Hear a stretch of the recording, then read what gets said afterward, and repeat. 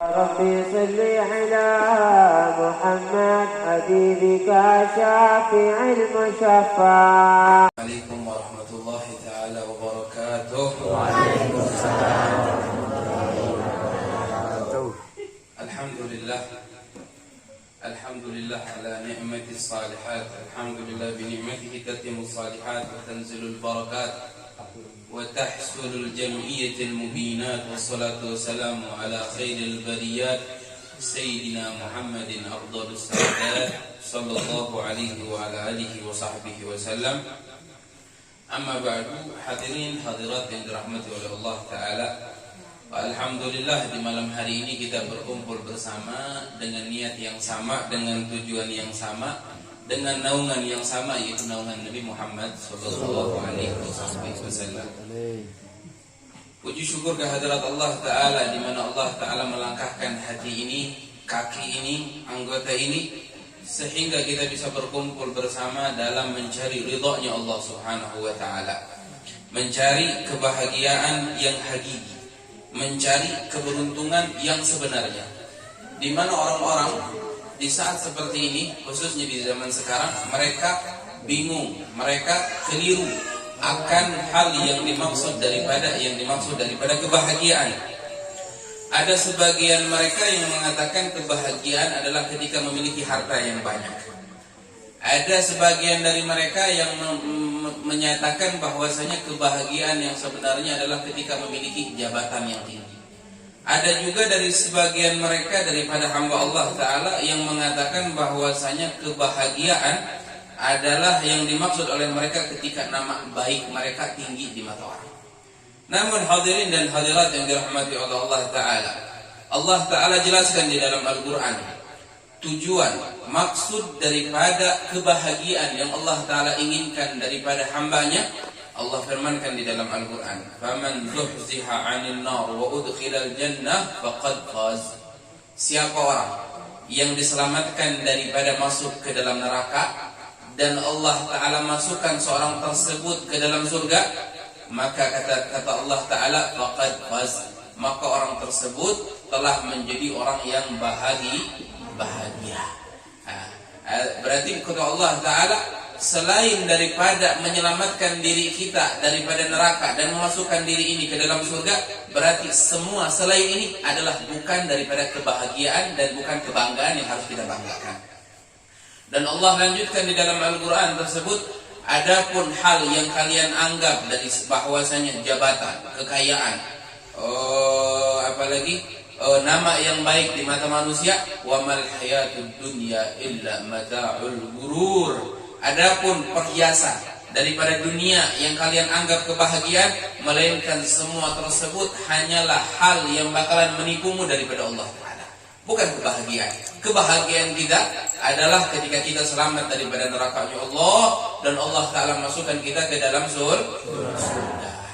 Lalu majelis yang seperti ini adalah majelis yang bakalan menunjukkan kepada kita bahwasanya kita akan memasuki kebahagiaan yang sebenarnya, yaitu masuk ke dalam surganya Allah Ta'ala. Dan selain itu kita juga hendak melaksanakan keinginan Allah dalam tujuan penciptaan kita. Hadirin, banyak orang keliru, banyak orang tidak mengetahui jalan. Mereka diciptakan oleh Allah Ta'ala, namun mereka sedikit pun tidak pernah bertanya ke dalam hatinya, apa tujuan Allah Ta'ala menciptakan saya?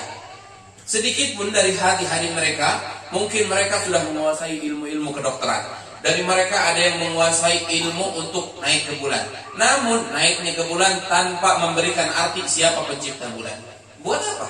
Lebih baik tinggal di atas tanah namun mengetahui keagungan sang pencipta bulan. Banyak orang memahami ilmu ini, ilmu itu, namun mereka tidak mengetahui tujuan bahwasanya Allah Ta'ala menciptakan kita dengan tujuan apa. Ya, Allah Ta'ala bilang di dalam Al-Quran, "Wa ma khalaqtul jinna wal insa illa liya'budun." Tujuan Allah menciptakan kita semata-mata beribadah. Ini ada rutinan di kampung ini. Paling dalam satu minggu berapa kali kita ibadah sama Allah Ta'ala, berkumpul kepada Allah Subhanahu wa Ta'ala, mengagungkan Allah Ta'ala. Kalau seandainya bukan ini kesempatan, lalu kapan lagi? Tadi dibilang akan kebersamaan, akan fadilah maulid. Kalau seandainya maulid nggak perlu dalil, muludan nggak perlu Nggak perlu dalil. Kalau seandainya kita punya kekasih, terus kita mendengarkan sifat-sifat kekasih tersebut, senang atau tidak? Tapi kalau seandainya kita tidak punya waktu untuk menceritakan kekasih kita, kapan kita akan kenal kekasih kita? Ya, ini waktu bulan Rabiul Awal, pembacaan Maulid, duduk bersama para alim ulama, bersama ustadz, bersama habaib. Tujuannya apa? Biar kenal dengan Nabi Muhammad. Kita di luar sibuk dengan kabar, apalagi ibu-ibu nih lagi ngurusin KDRT aja. Ya, ngobrol dikit-dikit LK sama apa lagi? Rizky. Gak ada akhirnya. Bapak-bapaknya ngobrolinnya Ferdi Sambo aja. Terus ngobrolin Nabi Muhammadnya kapan? Pengen membicarakan tentang Nabi Muhammadnya Kak? Kapan? Kalau seandainya bukan majelis yang seperti ini, kalau seandainya bukan duduk bersama orang-orang soleh, kalau seandainya bukan duduk bersama para habaib. Al-Imam Syafi'i beliau mengatakan, laula mujallasatu bil ashab wa mujallasatu bil akhyar ma'abdatu fi hadhihi dar. Kata beliau, kalau seandainya di dunia ini enggak ada yang namanya qiyamul lail, tahajud. Kalau seandainya di dunia ini enggak ada tahajud, sama enggak ada yang namanya duduk sama orang-orang benar, orang-orang yang dekat sama Allah Ta'ala, niscaya kata Imam Syafi'i, aku akan angkat tanganku meminta kepada Allah pendekkan umurku ya Allah.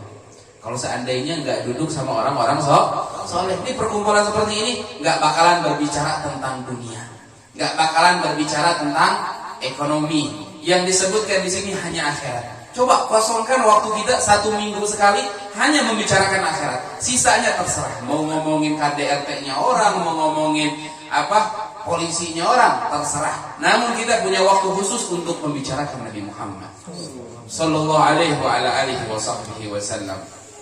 Hadirin dan hadirat yang dirahmati oleh Allah Ta'ala, selain membahas Nabi Muhammad di tempat seperti ini, setidaknya tidak paham apa yang dibicarakan oleh ustaz, setidaknya tidak paham apa yang dibicarakan oleh ulama, namun setidaknya kita punya umur dipakai di tempat yang baik. Hadirin, kalau orang masuk surga bahagia atau tidak? Bahagia, bangga. Akhir daripada tujuan hidup kita pengen masuk ke dalam surga. Tapi ada sebagian orang, kata Nabi Muhammad, sudah masuk surga tapi dapat siksaan. Bayangkan, di dalam surga dapat siksaan. Walaupun surga ini tempat kebahagiaan, tapi di dalam surga seseorang tersebut masih mendapatkan siksaan. Apa siksaannya tersebut? Siksaan tersebut adalah rasa penyesalan. Walaupun dia bakalan jadi ahli surga, tapi besar atau kecil hatinya bakalan merasakan penyesalan. Apa yang bakalan dia sesali? Wah, Nabi Muhammad bilang di dalam hadisnya, laisa yatahassar ahlul jannah fil jannah illa maratan lam yadhkurullaha fiha. Enggak ada yang bakalan disesali oleh orang penduduk surga kecuali satu perkara. Pernah suatu hari hidup di dunia, tapi di dalam waktu tersebut dia tidak isi berzikir kepada Allah Ta'ala, maka waktu yang dimana dia tidak berzikir kepada Allah Ta'ala bakalan menjadikan penyesalan pula di akhirat, walaupun masuk ke dalam surga, apalagi masuk ke dalam neraka. Ini orang masuk ke dalam surga masih nyesal. Kenapa? Karena seseorang tersebut tidak memiliki kesempatan banyak duduk dengan Allah Ta'ala. Hadirin yang dimuliakan oleh Allah Ta'ala, bahwasanya nanti kita di surga bakalan ketemu dengan Allah. Wan-nadhar ila wajhikal karim, dalam doa, ya kita bakalan langsung lihat Allah. Bayangkan. Dan kata para ulama, semuanya kita bakalan dipanggil satu persatu. Fulan bin fulan maju. Fulan bin fulan maju. Semuanya dapat bagian untuk duduk di hadapan Allah Ta'ala. Hadirin yang dimuliakan oleh Allah Ta'ala, kira-kira kalau kita ketemu orang yang pernah berbuat baik sama kita memaksimalkan waktu kita apa tidak? Kita maksimalkan. Ada orang berbuat baik sama kita, ngasih duit 500 juta. Pas kita ketemu nih orang, kira-kira seneng gak ketemu nih sama orang? Ya Allah, kayaknya gak mau bisa, apalagi ditambah lagi tuh duitnya. Betul apa tidak? Kita bakalan ketemu Allah dengan Sang Pencipta langit dan bumi yang menciptakan kita, yang segala sesuatu ada di genggamannya Allah Ta'ala, yang memberikan kita kesehatan, yang memberikan kita segalanya, dan kita bakalan langsung menghadap Allah Ta'ala. Kira-kira pengen lama atau pengen sebentar nanti duduk sama Allah? Pengen lama. Kita pengen bilang makasih ya Allah, dengan nikmat yang luas Kau berikan kepada kami, sehat, beragama Islam, beriman kepada Allah. Berarti semuanya kita sudah jelas. Kalau seandainya kelak kita ketemu sama Allah, yang kita inginkan adalah duduk lama bersama Allah. Lalu semuanya bakalan memiliki kuota tersendiri. Bagaimana kuota tersendirinya? Kuota tersendirinya terbatasi dengan banyaknya berzikir kepada Allah di dunianya.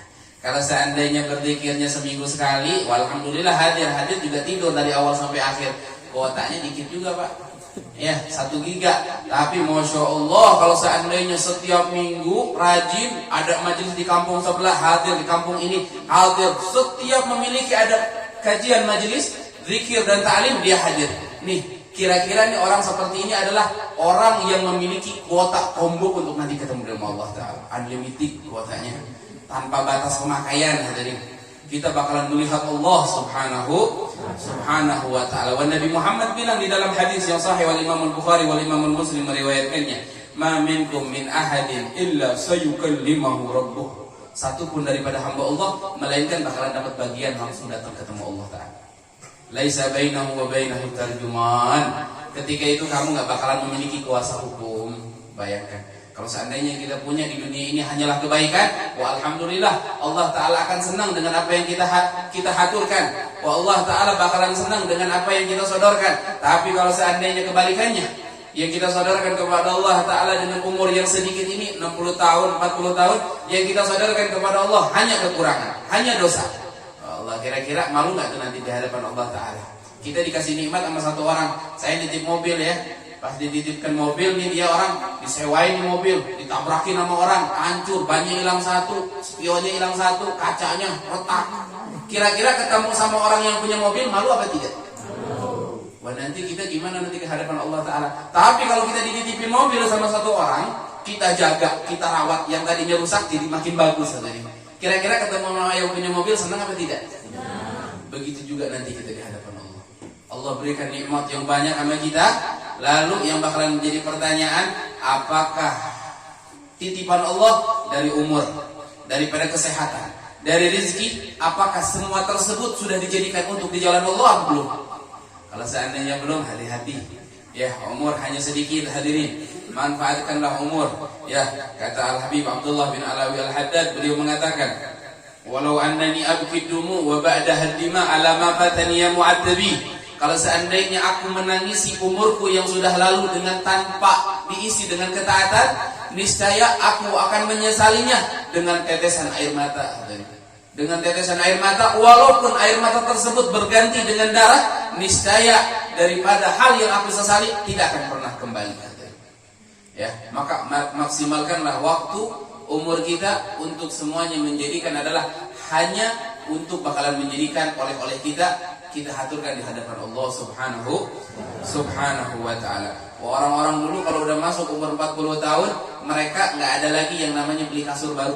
Mereka lipat lagi kasur ketika masuk umur 40 tahun. Orang tua kita terdahulu, khususnya as-salafus shalihin, orang-orang terdahulu, kalau sudah masuk ke umur 40 tahun, dia lipat kasurnya, dia simpan di atas lemari, nggak pernah lagi tidur, hanya untuk ibadah kepada Allah Ta'ala. Wah, kita sekarang nenek-nenek, kakek-kakek, kalau udah umur 40 gimana? Minta sama cucunya, sama anaknya, minta beliin kasur yang baru. Ya Allah, kata para ulama dikatakan, sebagian riwayat mengatakan, apabila seseorang masuk di umur 40 tahun, lalu tidak memiliki perubahan dalam hal ibadahnya, wa syaitan datang bawa tangannya, dia usap ke wajah orang tersebut, hadza ayyisun min rahmatillah. Ini bakal jadi teman gua nanti di neraka. Alhamdulillah misalnya umur 40 tahun gak memiliki perubahan kebaikan dalam segi akhirat, bakalan diusap wajahnya sama syaitan, ya, bakalan apa? Hadza ayyisun min rahmatillah. Ini orang sudah putus asa daripada rahmatnya Allah, sudah susah dapat hidayah. Tapi kalau seandainya di umur 40 tahun masih ada kemungkinan. Namun memaksimalkan waktu untuk taat kepada Allah Ta'ala. Dari kita mulai hari ini berjanji untuk memaksimalkan waktu kita beribadah kepada Allah subhanahu wa ta'ala.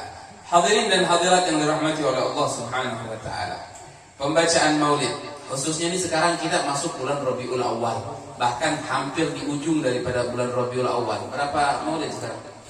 20, 23, 10 terakhir daripada apa? Bulan Rabiul Awal. Ini bulan istimewa, Bu.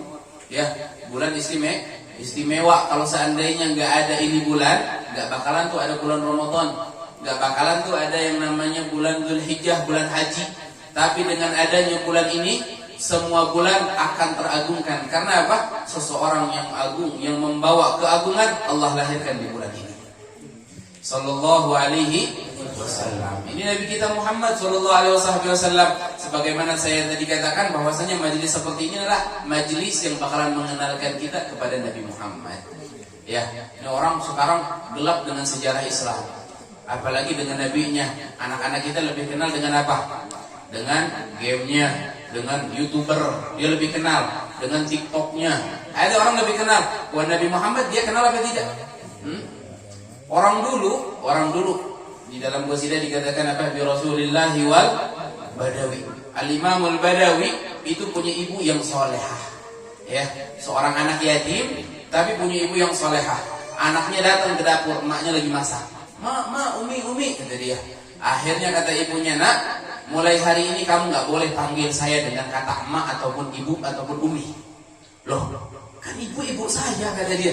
Kata Syekh Ahmad Al-Badawi, kata ibunya, iya, aku ibumu tapi aku memiliki syarat. Kau boleh panggil aku ibu dengan syarat satu. Apa syaratnya, Bu? Kau harus ketemu Nabi Muhammad terlebih dahulu. Oh Allah, ini ibu-ibu kalau sekarang bisa nggak? Yang penting lu cari duit, ngasilin duit, baru anak gua. Betul apa tidak? Ya, kadang-kadang kita jadikan anak kita sapi perah. Seakan-akan balas budi seorang anak harus dibalas dengan uang. Ya, nggak bakalan beres. Ada Syekh Ahmad Badawi datang sama ibunya. Mak, kata ibunya, jangan panggil aku makmu, nak. Sampai kamu ketemu Nabi Muhammad di dalam mimpi. Oh Allah, gimana mak caranya? Kata ibunya, perbanyak sholawat. Akhirnya anaknya baca sholawat sampai tidur, mimpi sama Nabi Muhammad. Setelah berapa bulan, mimpi sama Nabi Muhammad. Senang dia, cari lagi ibunya. Bu, sekarang saya boleh manggil ibu dengan panggilan ibu yang ibu setuju sendiri. Kata ibunya, apakah engkau melihatnya secara terjaga, secara langsung atau secara mimpi? Dia bilang, saya lihat secara mimpi. Kamu belum laki-laki, nak. Kalau kamu anak laki-laki ibu, kamu lihat Rasulullah dalam keadaan terjaga. Akhirnya dia balik lagi, ya, banyakin lagi sholawat dilebihkan, sampai ketika dia di pagi hari sedang menyisir rambutnya, di depan kaca akhirnya dia melihat seorang yang ganteng, tampan, memiliki cahaya yang indah di wajahnya. Ketika dia menengok, lalu dia mengatakan, Ana Muhammad bin Abdullah. Aku yang sedang kamu cari yang bernama Muhammad bin Abdullah. Ini pendidikan orang dulu, ya. Ada baru menjadi anak saya. Ya, tapi kalau seandainya nyari uang, ini baru anak kita. Ya, kalau seandainya punya gelar tinggi, ini baru anak kita. Kalau seandainya menghasilkan ilmu agama, enggak. Wal Imam Syafi'i, hadirin, tujuan dari Maulid adalah kita punya keluarga yang bakalan jadi Nabi Muhammad, alias memiliki akhlaknya Nabi Muhammad. Imam Syafi'i, bayangkan Imam Syafi'i di umur masih kecil, tiba-tiba ibunya nyuruh anaknya mondok. Anaknya mondok pesantren. Ya, kata Imam Syafi'i bilang, man arada dunya falaihi bil ilm. Siapa yang pengen dunia, maka hendaklah dia ambil ilmu. Insya Allah. Orang kerja sekolah lama-lama gaji berapa sih? 5 juta. Ustadz bulan Maulid aja udah berapa ratus juta dia dapetin. Ya, ada dalam sisi dunia. Man arada dunya falaihi bil ilmi, kata Imam Syafi'i. Yang pengen dunia enggak usah disekolahin anaknya, mondokin anaknya. Wa man arada al akhirah falaihi bil ilmi. Siapa yang pengen akhirat tetap harus pakai ilmu. Ilmu. Ibunya pengen anaknya ini jadi orang soleh, jadi pewaris Nabi. Akhirnya kata ibunya seorang yang miskin, jadi bukan orang punya. Orang tuanya Imam Syafi'i, ayahnya sudah meninggal.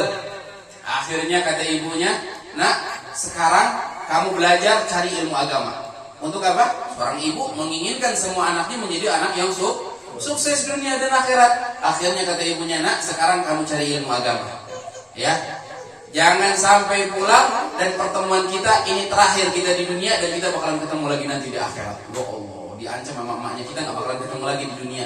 Kita bakalan ketemunya nanti di akhirat aja, nak. Gak usah kamu punya harapan kalau seandainya kamu bakalan ketemu lagi dengan ibu. Akhirnya, masyarul hadirin dan hadirat, Imam Syafi'i belajar. Berapa tahun? 18 tahun.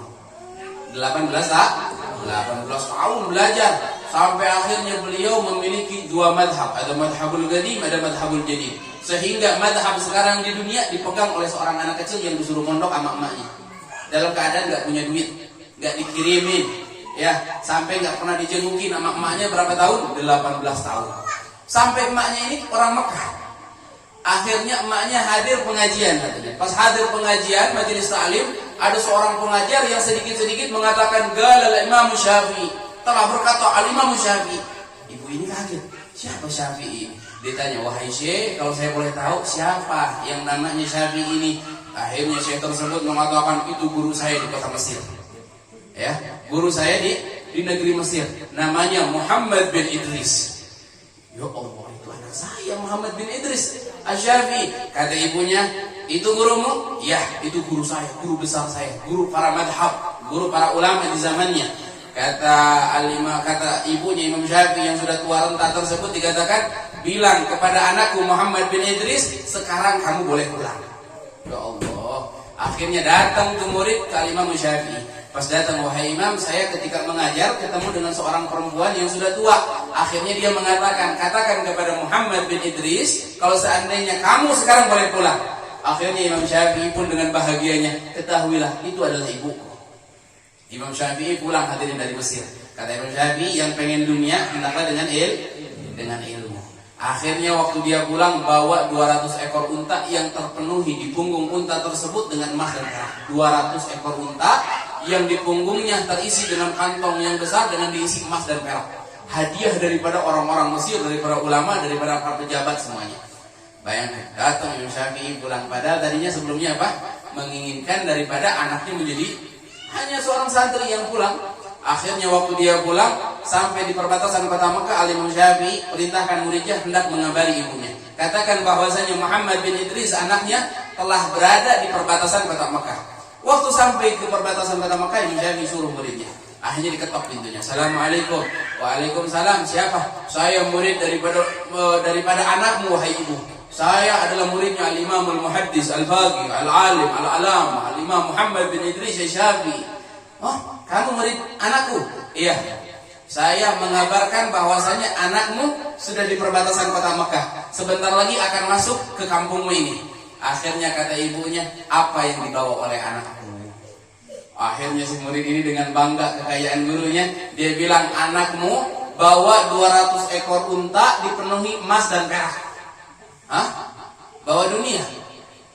Katakan kepada Syafi'i, haram rumah ini diinjak oleh Syafi'i sebelum dia habiskan semuanya di jalan Allah. Allah, itu kita kira-kira kalau punya anak bawa 200 ekor unta di atas emas dan perak. Ya Allah, 500.000 aja kadang-kadang dimuliain banget anak bawa duit 500.000 ya. Habis kerja, Allah, keringat anak sendiri. Wah, Imam Syafi'i, Masya Allah, pulang, datang muridnya. Dibilang, wahai Imam, ibumu marah besar. Kenapa marah besar? Katanya bahwasanya, katakan kepada Syafi'i, aku menyuruh dia terdahulu hanya untuk mengambil ilmu agama, bukan ilmu dunia. Akhirnya kata Imam Syafi'i, ente salah kalau ngomong sama anak punya ibu. Karena saya punya ibu nggak senang sama sekali dengan dunia. Akhirnya Masya Allah, Imam Syafi'i infakkan semuanya di jalan Allah. Sampai Imam Syafi'i pulang tanpa membawa 1 dirham pun datang ke rumah. Sampai di tengah malam Imam Syafi'i bersama ibunya dalam keadaan lapar, nggak bisa beli makanan. Ada ibu yang benar, ada orang tua yang benar, yang menjadikan pendidikan untuk anaknya adalah mengenalkan mereka kepada Nabi Muhammad Sallallahu Alaihi Wasallam. Hadirin yang dimuliakan oleh Allah Subhanahu Wa Taala. Daripada peringatan Maulid Nabi Muhammad, kita mengenal sosok Nabi Muhammad Sallallahu Alaihi Wasallam. Kana ahsanan nasi khalqan wa khuluqa. Nabi Muhammad adalah paling gantengnya orang dari fisik dan segi akhlak. Kalau ada orang mukanya jelek tapi akhlaknya bagus, kadang-kadang kelihatannya ganteng ya. Ya, kalau ada orang jelek tapi akhlaknya bagus, hadirin, Masya Allah, ganteng budak, padahal hidung letih, cempreng deh. Betul apa tidak? Karena akhlaknya bagus, muka yang jelek pun bisa terlihat menjadi ganteng di mata orang. Begitu juga ada orang ganteng mukanya, rapi, tapi nggak punya akhlak. Kadang-kadang kita lihatnya muak deh. Betul apa tidak? Wan Nabi Muhammad wajahnya ganteng, akhlaknya bagus. Allah, wa ma fil bariyati mahmud illa wa huwa mutalaggan an zaidil wujud. Sesuatu keindahan apapun melainkan semua tersebut adalah tersambung dengan Nabi Muhammad. Ada orang bilang Nabi Muhammad menjadi seorang nabi karena berakhlak mulia. Oh, salah. Akhlak mulia menjadi mulia karena dipakai oleh Nabi Muhammad Sallallahu Alaihi Wasallam. Ada Nabi Muhammad, ya, kata Nabi Muhammad di dalam hadis yang sahih dikatakan, ma ba'athallahu nabiyyan illa hasanal wajhi wa hasanal sawt. Allah nggak bakalan utus seorang nabi melainkan ganteng wajahnya sama apa? Sama memiliki suara yang bagus. Nabi Muhammad mengatakan wa kana nabiyukum ahsanuhum wajhan, dan ketahuilah wajahnya Nabi Muhammad adalah paling gantengnya wajah. Ada wajahnya Nabi Muhammad sallallahu alaihi wasallam indah, ganteng.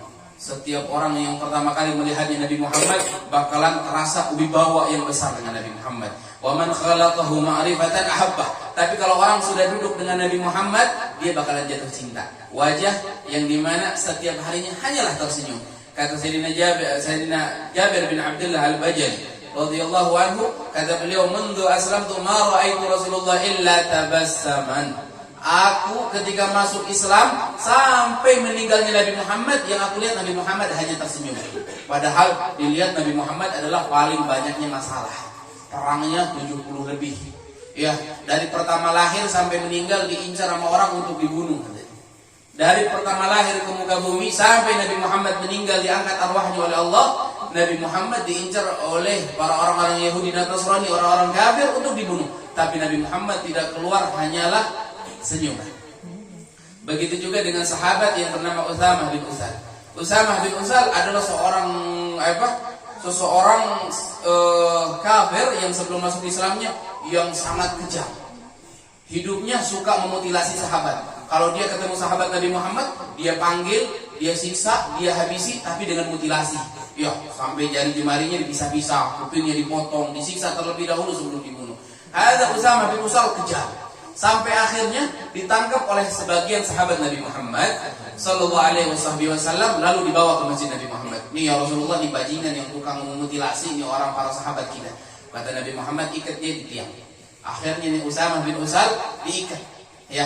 Kenapa Usamah bin Usal dia melakukan kekejaman yang seperti itu? Karena yang dia kenal Islam adalah teroris. Yang dia kenal Islam adalah kejam. Yang dia kenal Islam adalah tidak menghormati perempuan. Ada yang sampai kepada Usamah bin Usal. Namun hadirin, ketika diikat oleh Nabi Muhammad 3 hari 3 malam di masjidnya Nabi Muhammad, kata Usamah bin Usal, aku melihat Nabi Muhammad menjamuku melebihi daripada tamu spesialnya. Musuh mendapatkan jamuan istimewa dari Nabi Muhammad sallallahu alaihi wasallam. Bahkan aku yang telah memutilasi banyak sahabatnya, yang aku saksikan 3 hari 3 malam Nabi Muhammad di dalam masjid, melainkan tersenyum kepada aku. Ya Allah, ada akhlaknya Nabi Muhammad sallallahu alaihi wasallam. Bagaimana pendidikannya Nabi Muhammad kepada cucunya, kepada para sahabatnya. Ya, kan Al-Hasan, salah satu daripada cucu Nabi Muhammad, Hasan bin Ali bin Abi Thalib. Ada orang datang kepada Hasan bin Ali. Ya, ini cucunya Nabi Muhammad yang langsung dididik di pangkuannya Nabi Muhammad.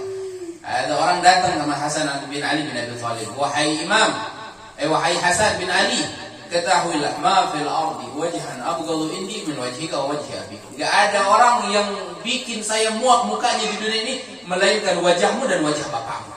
Ada orang bilang kayak gitu sama Sayyidina Hasan bin Ali bin Abi Thalib. Ya, Al-Hasan bin Ali enggak melawan seseorang tersebut, hanya perlawanan beliau hanya senyuman. Hanya tersenyum. Ya, akhirnya nih orang dengan mengatakan, apakah kamu mengejekku dengan perkataan barusan? Akhirnya orang tersebut meludahi wajah suci daripada Sayyidina Hasan bin Ali. Diludahin wajah Sayyidina Hasan, tidak bertambah daripada Sayyidina Hasan bin Ali bin Abi Thalib, hanya tersenyum, hanya melebarkan daripada senyuman. Sallallahu alaihi wasallam. Akhirnya tidak habis di situ, Sayyidina Hasan bin Ali langsung daripada ludah yang menempel di wajahnya daripada orang yang mencacinya, dia usapkan di wajahnya. Dia kaget. Wahai Hasan, apa yang kau lakukan? Kamu sudah gila. Ini ludah orang yang mencacimu dan mencaci ayahmu. Kata Hasan bin Ali, dia mengatakan, aku mendengar hadis yang langsung aku dengar daripada ayahku Ali bin Abi Thalib.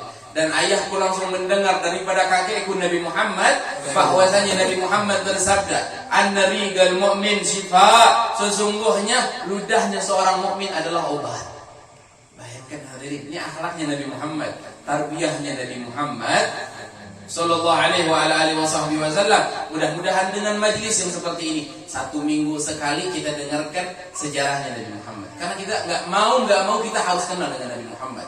Wajib setiap umat memiliki daripada pengenalan khusus kepada Nabi Muhammad sallallahu alaihi wasallam. Hadirin, semuanya kita bakalan mati, betul apa tidak? Kita bakalan masuk ke dalam barzakh. Kita bakalan ditanya di dalam barzah yang pertama apa? Man rabbuka? Siapa Tuhan? Wa man nabiyuka? Siapa nabinya? Wa ma dinuka? Apa agama? Wa ma qiblatuka? Apa kiblatmu? Wa man ikhwanuka? Siapa saudaramu?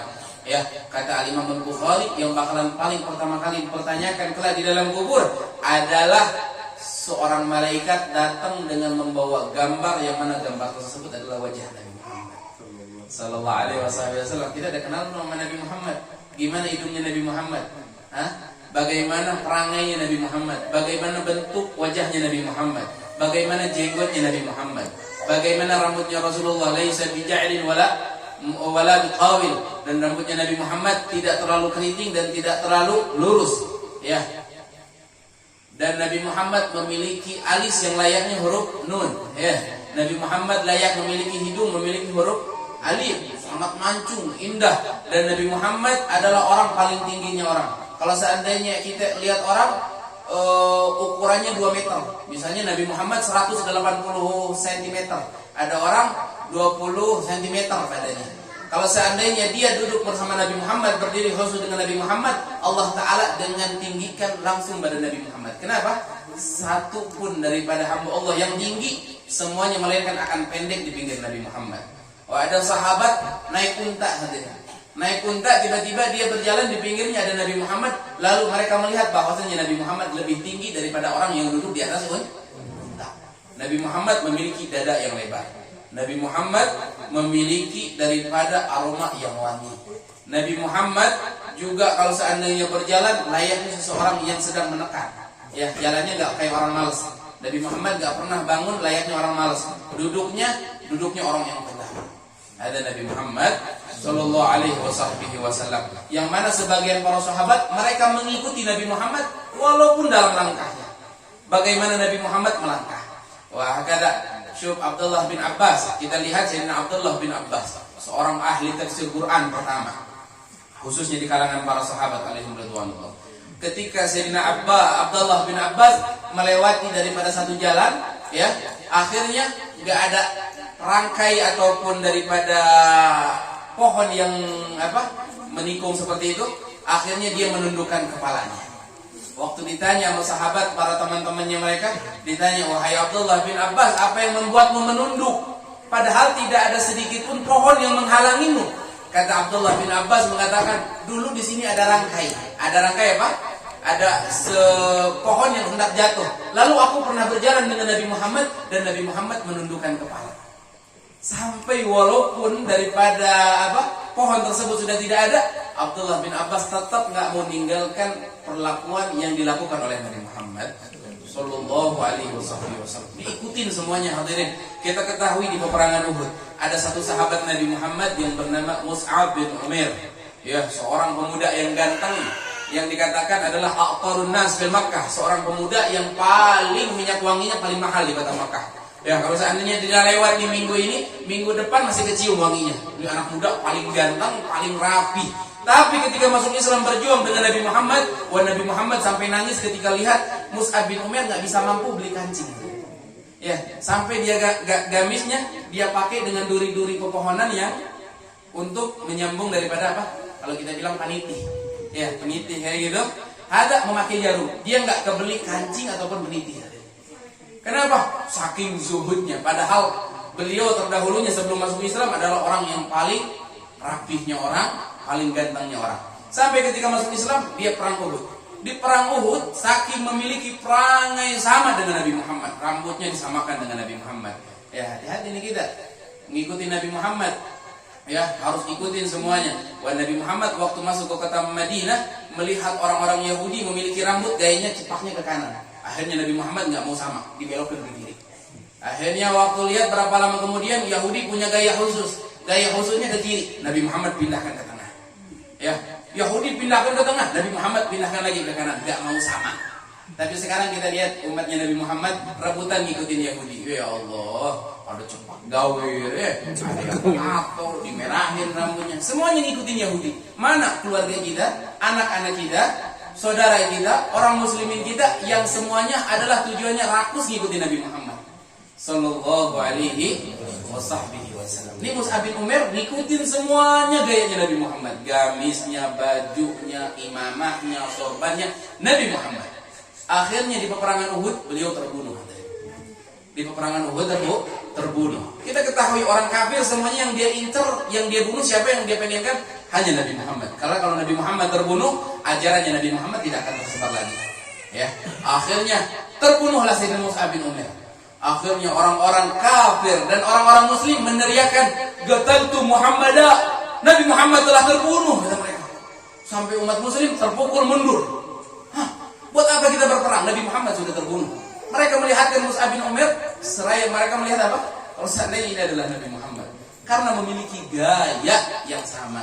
Ada yang dinamakan intiwa oleh para ulama. Ya, sehingga orang kafir Quraisy yang membunuhnya daripada Mus'ab bin Umair, dia meneriakkan, "Aku telah membunuh Muhammad," kata dia. Ya, padahal yang dia bunuh siapa? Sayyidina Mus'ab bin Umair.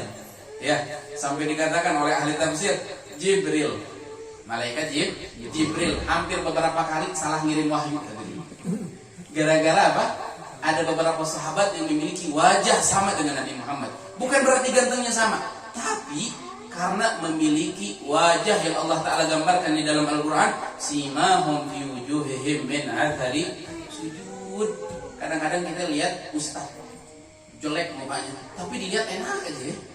Tapi kita lihat opa-opa Korea, mukanya ganteng-ganteng, enak gak dilihat? Nikmat apa tidak? Nikmat bu? Gak ada cahaya orang-orang yang sujud kepada Allah. Tapi ketika orang itu saleh, mengenal Allah, ya Allah, lihatnya enak. Kita lihat ada beberapa ulama mungkin di foto-foto, mukanya gak ganteng-ganteng banget. Tapi kalau kita lihat, ya Allah, meresap ke hati ini nikmat. Ya, ada malaikat Jibril sampai salah turun wahyu. Ya, nurunin wahyu, ada yang katakan bahwasanya daripada 7 sahabat Nabi Muhammad yang memiliki paras sama dengan Nabi Muhammad. Salah satunya adalah Mus'ab bin Umair, Muhammad bin Adi, dan salah satu yang paling mirip adalah Ja'far bin Abi Thalib. Ya, adiknya daripada Sayyidina Ali bin Abi Thalib. Hadza Ja'far, orang yang paling memiliki wajah paras sama dengan Nabi Muhammad dari ujung sampai semuanya ngikutin Nabi Muhammad. Ukurannya gak bisa Nabi Muhammad sama, dia ikutin semuanya. Gak mau beda dengan Nabi Muhammad. Sampai malaikat Jibril pun hendak menurunkan wahyu, waktu dia teliti dengan jelas, ini bukan Nabi Muhammad, ternyata Ja'far bin Abi Thalib ini. Balik lagi, untung gak dapat tinggalkan, Nabi ada 2. Ya Allah ya Rasulullah. Tapi mereka adalah mengikuti Nabi Muhammad dalam hal apapun, dia ikuti Nabi Muhammad. Bagaimana dengan ibadahnya Nabi Muhammad? Ya, ada dalam hal kebiasaannya Nabi Muhammad, mereka ikuti. Sampai memakai sendal, mereka ikuti. Nabi Muhammad kalau pakai sendal gimana? Nabi Muhammad gak langsung masukkan kakinya, tapi injak terlebih dahulu sendal kiri, lalu menginjak lagi sendal yang kanan, lalu masukkan yang kanan. Paham tuh? Ya, menginjak terlebih dahulu, tapi gak dimasukkan, diinjak dulu sendalnya, lalu menginjak lagi yang kanan, lalu dimasukkan yang kanan, lalu dimasukkan yang kiri. Ada Nabi Muhammad sunnahnya. Wah, Nabi Muhammad memiliki sunnah masuk ke masjid dengan kaki kanan, keluar dengan kaki kiri, masuk ke kamar mandi dengan kaki kiri, keluar dengan kaki kanan. Semuanya dipraktikkan oleh para ulama. Sampai kata pengarang daripada kitab Sulamun Taufik, barang siapa yang melazimkan beradab, berakhlak masuk ke kamar mandi sesuai sunnahnya Nabi Muhammad, ini orang bakalan dapat ilmu langsung dari Allah Ta'ala. Hanya mengamalkan sunnah Nabi Muhammad masuk ke dalam kamar mandi. Mudah-mudahan Allah Ta'ala memberikan kita hidayah dan taufik selalu mengenal Nabi Muhammad, sehingga kita kelak di akhirat mengenal dekat dengan Nabi Muhammad dengan memperbanyak sholawat. Nabi Muhammad ngasih resep hadirin buat kita. Kalau seandainya kita kelak di akhirat pengen bersama Nabi Muhammad, pengen dekat sama Nabi Muhammad, ya, pengen berdekatan terus dengan Nabi Muhammad, perbanyak sholawat. Nabi Muhammad ajarkan, Nabi Muhammad kasih resep buat kita apa? Aqrabukum minni majlisan yaumal qiyamah aktsaruhum alayya shalah. Orang yang bakalan paling dekat nanti sama aku, duduknya paling dekat nih sama Nabi Muhammad, sopnya paling depan, adalah orang yang paling banyak bersolawat kepada Nabi Muhammad sallallahu alaihi wasallam. Jangan kalah dengan Rabi'atul Adawiyah. Rabi'atul Adawiyah di umur tuanya, di umur sudah tua renta lanjut usia, solawat sama Nabi Muhammad gak pernah kurang 30.000 kali. Yang ditanya, wahai Rabi'ah, engkau dengan umurmu yang demikian tua masih menyempatkan untuk bersalawat kepada Nabi Muhammad sebegini banyak? Kata dia, aku ingin mengagungkan aku di depan Nabi Muhammad, bahwasanya lihat wahai Rasulullah, aku nenek tua bisa bersalawat kepadamu 30.000 kali. Bagaimana dengan orang yang sehat? bagaimana dengan orang yang kuat. Sallallahu alaihi wasallam, mudah-mudahan semuanya mendapatkan pandangan khusus dari Nabi Muhammad di malam hari ini, dan Allah Ta'ala jaga anak-anak kita daripada pemahaman-pemahaman yang menyimpang daripada ajaran Nabi Muhammad, dan Allah Ta'ala lahirkan daripada anak keturunan kita adalah keturunan pewaris Nabi kita Muhammad Sallallahu alaihi wasallam, dengan harapan penuh mudah-mudahan semuanya masuk surga Allah dengan barisannya Nabi Muhammad Sallallahu alaihi wasallam. Mungkin sekian yang bisa saya sampaikan. Hakadha minni. Assalamualaikum warahmatullahi wabarakatuh.